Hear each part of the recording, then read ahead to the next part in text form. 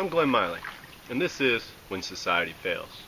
In this episode, we're going to talk about that group of people that you need to have around you. You need to have in your group at least 20 adult males. And with that 20 adult males, whatever comes with them. Wife, kids, extended family, brothers, sisters, parents, whoever comes with those 20 adult males. But you really need to talk to 20 adult males and get them somewhat excited about coming. Within them people, you need to have people that hunt, that like to hunt right now, and they go do a lot of hunting. You need to have people that are good cookers, that can cook hunted food. You know, people that are knowledgeable in farming. Even teachers. You might want to have a teacher in your group. You don't want, in 10 years, you don't want all your children in your group to be illiterate. You want to have them to have some sort of education. You need to have people that are into guns. You're going to need guns to protect your compound, to protect your base camp. I'm going to tell you about some people I have coming to my village, to my compound. It's not really mine, I call it mine, but you don't want people to feel like it's dictatorship. I have a hunter. This hunter that's coming, he does a lot of hunting, okay? And he does a lot of bow hunting. You don't necessarily want people hunting with guns, because if he's out hunting with a gun and he's out shooting, it's just going to send up a signal to all the criminals that, hey, here I am, come mess with me while I'm trying to hunt this pig. If he's out bow hunting, he can be quiet and stealthy. So he hunts with bow and he hunts with guns. His wife currently, he goes out and kills all these animals, he cleans them, brings them home, and she finds a way to cook them, and cooks them well, I must add, because I've had some, it's quite good. I also have a teacher coming. I also have a nurse coming. Now this nurse, she's not a doctor, but she is a nurse, and she has first aid experience, and she will bring a lot of first aid supplies when she comes. I have a lot of males coming with guns, a lot of people with guns who will help set up perimeters, who will help scout for more supplies if we run low on supplies. I mean, there's some stuff that you're going to need outside of your village. And I have a farmer coming, and I have just a lot of people with knowledge. And like I said in an earlier episode, strength in numbers. It takes strength, it takes numbers to be strong.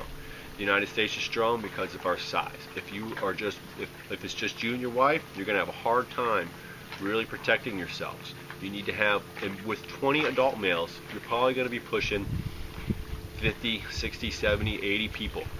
You could easily, the place I have picked out, you could easily support 100 people for long-term sustainability.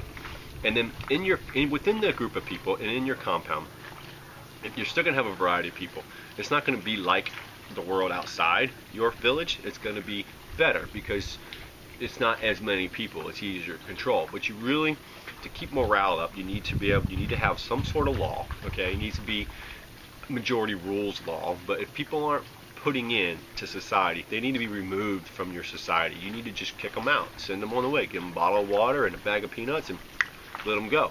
Because there's no welfare. There's no slackers inside your base camp. Everybody has to pull their own weight to be allowed to stay. You can't do everything on your own. You can't hunt, guard, cook, all that by yourself. That's why you have the hunter, the cook, the nurse, the guardsman. You have all these people helping, but everybody has to know that everybody's pitching in. Because it aggravates people to knowing he gets welfare and he doesn't need it. He just won't work. And you can't have that in your society. But you need to have some sort of rule. I saw a picture online to where after a hurricane, this group of guys sat out front of the neighborhood with a big truck that says, "Drunk with guns, looters will be shot." Okay, well that's fine and dandy, but I don't want my guardsmen in my village, in my base camp. I don't want the guardsmen out there all drunk. I don't want them stoned. I don't want them on drugs. So you got to have some rules. Say, hey, when you're on duty, you have to be clear-minded. We don't want drunks out there protecting all of us. So you're going to have some rules, but it needs to be on a majority rules basis and not dictatorship. Don't try to be a dictator. You will be run out yourself, out of your own camp. A couple people you don't want to have in your camp. You don't want to have the welfare cases. You don't want people that are dependent on other people completely. You got to have some people that are somewhat capable of providing for the community.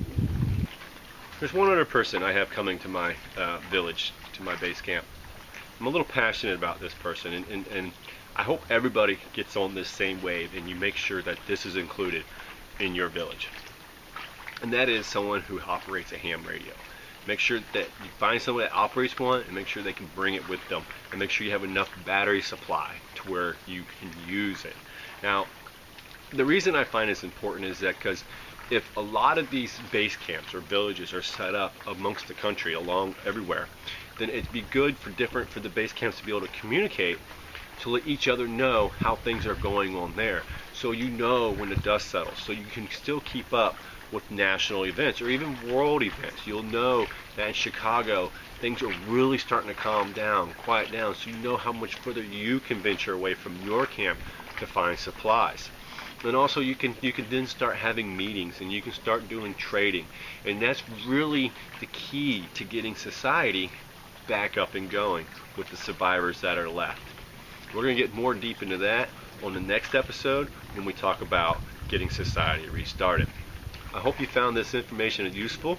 I hope that you consider who you're going to invite.